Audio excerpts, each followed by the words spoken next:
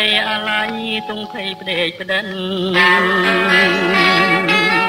ព្រោះជារឿងកម្មប្រចាំជីវិតគុំក៏ដួងចិត្តអាណខ្ញុំផងគុំក៏ទៅពេញលលេងឡើងថ្មីតែសឡប់ใจគប់ចិនណាបងថ្ងៃណានឹងបានប្រាណបីត្រកងគុំក៏រៀងផង